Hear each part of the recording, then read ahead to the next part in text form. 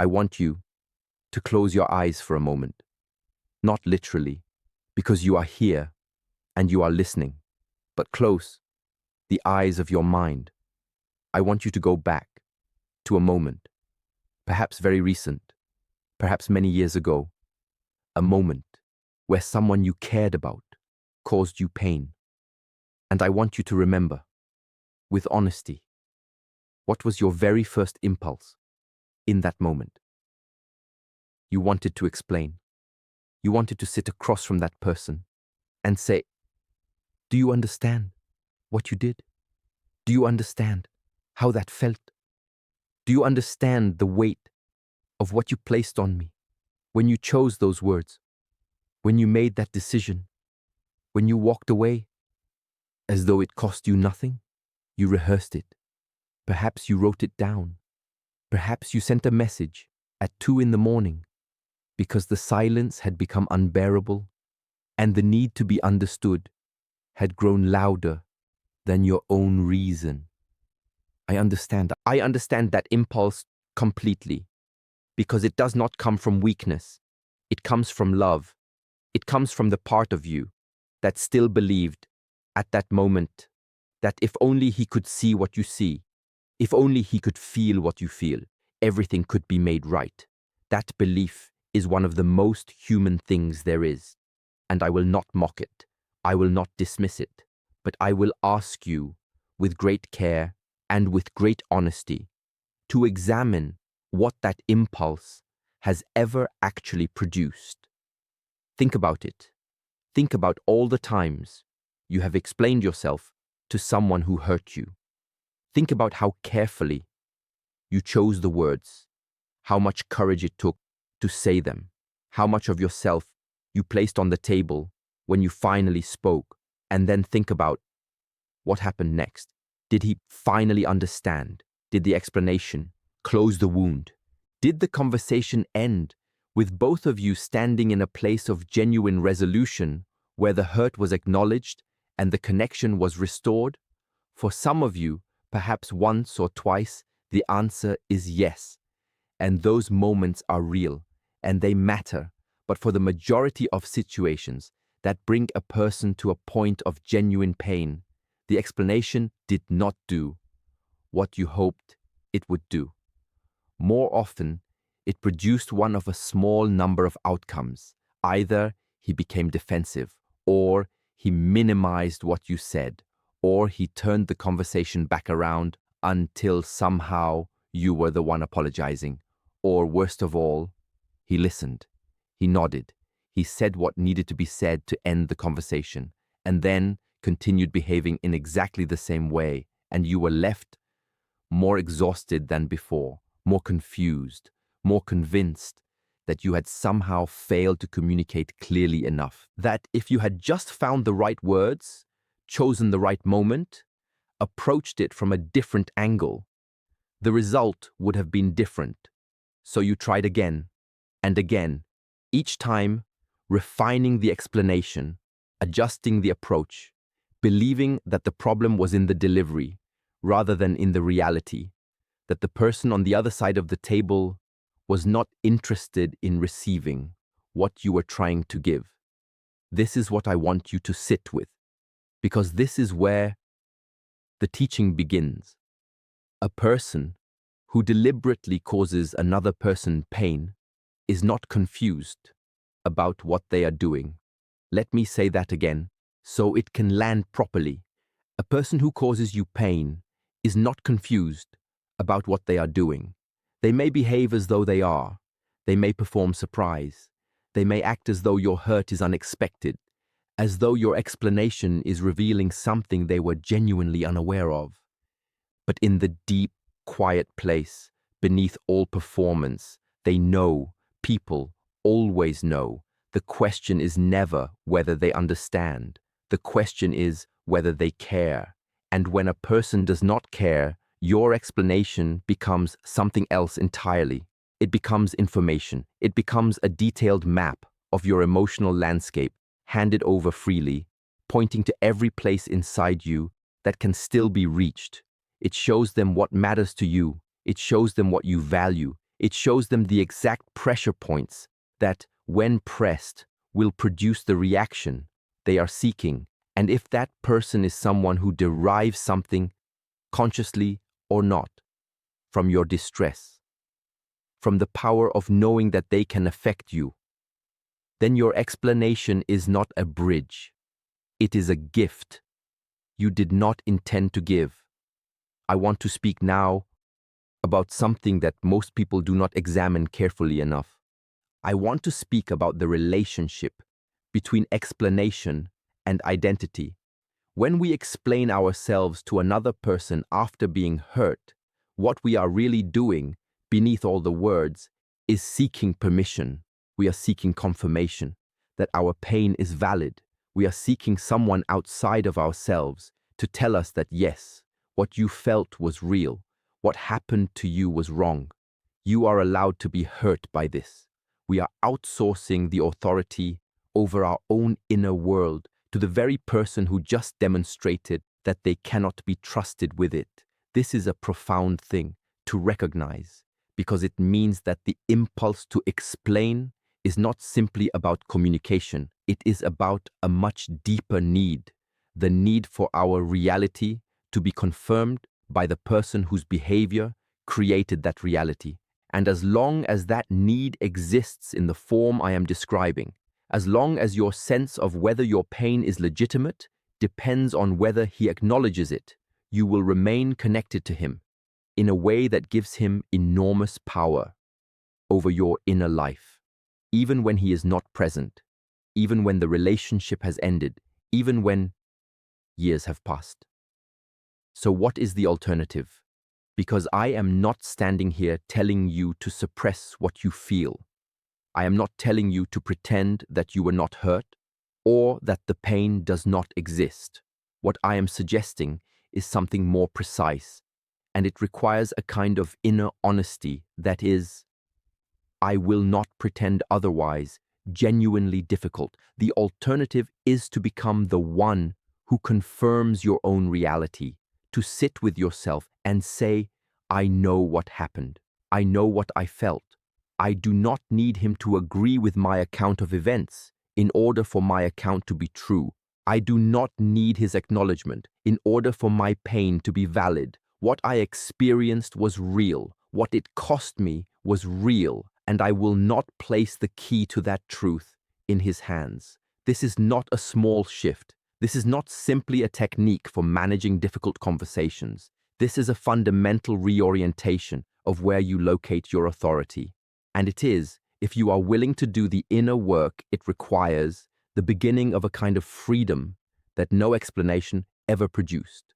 Now let us talk about what actually happens when you stop explaining, because this is where something remarkable occurs, something that most people do not anticipate, because they are so focused on what they themselves are feeling that they have not fully considered what is happening on the other side. When you stop explaining yourself to a person who has hurt you, you remove something from them that they were counting on. You remove the confirmation of your own disturbance. Because here is what that person, consciously or not, was waiting for. They were waiting for evidence that you are still affected, that they still occupy space in your mind, that whatever they did or said still has the power to move you, to unsettle you, to bring you back to them, even if it is only in the form of confrontation. Your explanation, no matter how composed, no matter how carefully delivered, contains within it the signal they were looking for. It says, you are still important enough to warrant this much of my attention. You are still central enough to my world that I have spent time and energy and emotional resource preparing what I need to say to you, and that signal, even when wrapped in dignity and delivered with restraint, is a form of contact that confirms your continued investment. Silence, true silence, not the silence of suppression, not the silence of someone waiting for the right moment to speak, but the silence of genuine redirection, is something that person does not know how to process, because it does not confirm what they expected. It does not follow the pattern. It does not provide the reaction that completes the loop they were waiting to close. And a person who expected a reaction and receives none is left in a state of uncertainty that is, in many ways, far more uncomfortable than any confrontation you could have offered. I am not saying this to frame silence as a weapon. I want to be precise here because the distinction matters. If you go silent in order to produce a specific reaction in another person, in order to make them wonder, in order to punish them through withdrawal, then you are still operating from a place of reaction. You are still allowing their behavior to dictate your strategy. The silence I am describing is not strategic. It is the natural result of having genuinely turned your attention somewhere else, somewhere more worthy of it, somewhere that is actually yours. Let me offer you a way to think about this that I have found to be useful. Imagine that your inner life, your attention, your emotional energy, your thoughts is a field, and what grows in that field is determined by what you water. Every time you return to the explanation, every time you rehearse the conversation, every time you replay what was said, and imagine what you should have said, you are watering something in that field. You are giving it light and nutrients and the conditions it needs to grow larger. The question is not whether that thing deserves to be watered. The question is whether growing it is serving you, whether the harvest it produces is something you actually want to be carrying. Because here is what I have observed, not just in abstract teaching, but in watching human beings navigate real pain over many years. The people who recover most fully from being hurt are not the ones who found the perfect explanation. They are not the ones who finally got the acknowledgement they were seeking. They are the ones who, at some point, made a quiet and irreversible decision to stop waiting for the other person to release them and to release themselves instead. That decision does not look dramatic. It does not arrive with ceremony. It is often made in a very ordinary moment, sitting alone somewhere, when you suddenly recognize the exhaustion of the cycle you have been in, the explaining and the hoping and the being disappointed and the explaining again, and something in you simply becomes done, not angry, not bitter, not performing detachment while secretly still attached, simply done, ready to redirect.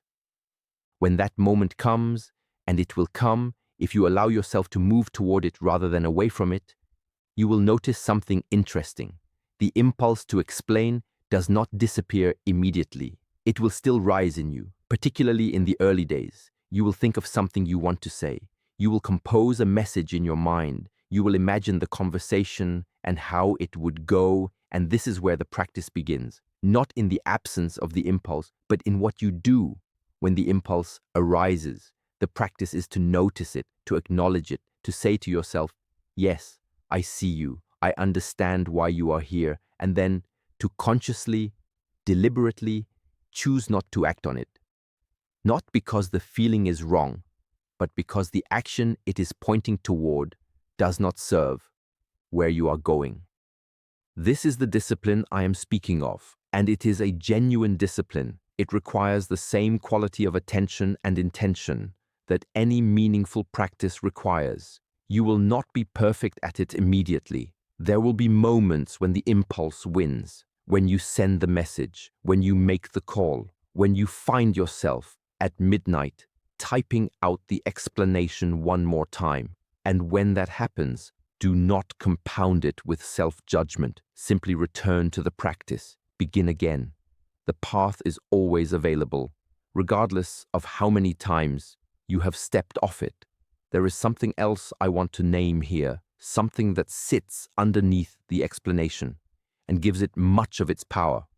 It is the belief, often unexamined, that being understood by another person is what makes our experience real, that without his acknowledgement, Our pain exists in a kind of uncertain space, almost as though it might not be entirely true, as though the validity of what we went through depends on a witness, and not just any witness, but specifically the witness whose behavior caused the experience in the first place. This belief, when you bring it fully into the light and look at it clearly, does not hold. Your experience does not require his confirmation to be real. Your hurt does not require his acknowledgement to be valid. The truth of what happened does not change based on whether he is willing to see it. Reality is not a negotiation, and the sooner you stop negotiating with someone who is not bargaining in good faith, the sooner you can begin living inside the full and uncontested truth of your own experience. I want to close this point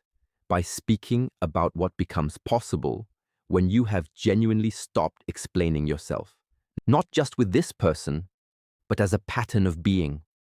Because what I have observed is this: the practice of not explaining yourself to those who have hurt you eventually extends into a broader relationship with yourself. You begin to require less external validation across all areas of your life. You become more comfortable with being misunderstood because you are no longer defining yourself through how others interpret you.